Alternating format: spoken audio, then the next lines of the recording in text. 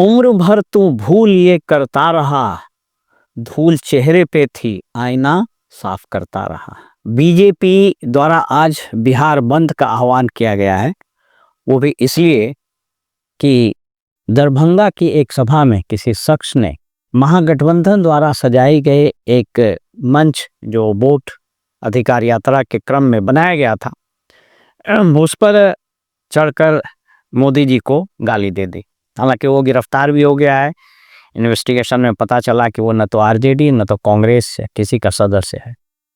और दिगर बात यह है कि जब वो गाली दे रहा था तो उस वक्त कोई नेता उस मंच पर नहीं थे, इनफैक्ट सभा समाप्त हो चुकी थी। बहरहाल पुलिस ने उसको गिरफ्तार किया है, उसको सजा भी मिलनी चाहिए, कानून जो कहता है उसके हिसाब से। उसके बाद नरेंद्र मोदी जी की जैसी फितरत है, जैसा उनका स्टाइल है, इसको भी उन्होंने एक इवेंट बना दिया और एक बड़ा भावुक अपील किया कि शायद मेरी माताजी जो इस दुनिया में नहीं है उनको भी लोगों ने गाली दी। स्वाभाविक बहुत गलत बात है। तो मन की बात जब ये सुना रहे थे तो भाजपा के एक बहुत ही शानदार एक्टर हैं दिलीप जायसवाल, उनकी आंखों में आंसू आ गया है, ये जरा देख। अरे गाली बकना, उल्टा सीधा बोलना, हमको बोलिए ना 50 गाली राहुल गांधी को बक देंगे। हमारे गांव में तो और खतरनाक गाली सब लोग बोलता है। मास्टर को भी बोलते थे, पढ़ाने के वक्त तो बोलते थे मत तोरी मैं मास्टर बात के ना पढ़वे छिटा। तो कौन गाली? ये राहुल गांधी को पता नहीं है। बच्चों से बड़ा आपके लिए कुछ नहीं होता।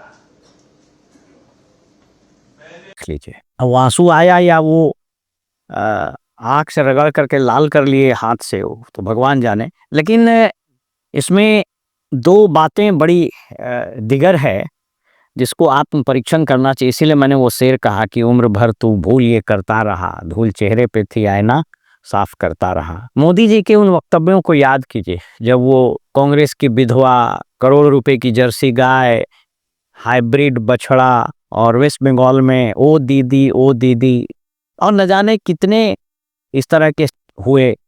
स्टेज पे आंसू निकल आए। मेरी उस माँ को जिसका शरीर भी अब नहीं है, मेरी उस माँ को आरजेडी कांग्रेस के मंच से भद्दी भाजपा के विधोड़ी हो या फिर पूरी लिस्ट है जो आप सोशल मीडिया पर चल रही है, उसको आप देख सकते हैं। मैं अगेन ये डिस्क्लेमर दे रहा हूं कि यह भारतीय राजनीति की गिरती हुई स्तर का प्रतीक है। बता दीजिए इस देश में कभी किसी ने 50 करोड़ की गर्लफ्रेंड है कि उभय पक्ष, सभी पक्ष गाली गलौज करते हैं, लेकिन ये नाटक जरा देख लीजिए।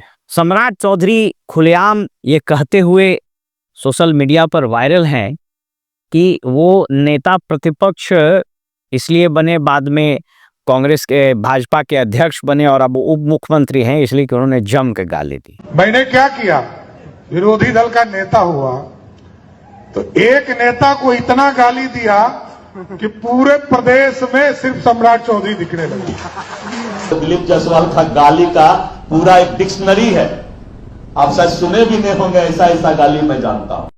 दिलीप जायसवाल भी उसमें कूदे गाली देने में। अब इसी ग्राउंड पर बिहार बंद कराया गया। आप सोच के देख लीजिए कि बिहार जहां कितनी जन समस्याएं हैं, आने वाले चुनाव में मुद्दा क्या होना चाहिए और मुद्दा क्या हो गया। इसलिए एनडीए और भाजपा को आज की तारीख में, नीतीश कुमार को भी अब ये समझना पड़ेगा कि धूल चेहरे पे लगी हुई है, आईना साफ करने से कुछ नहीं होगा।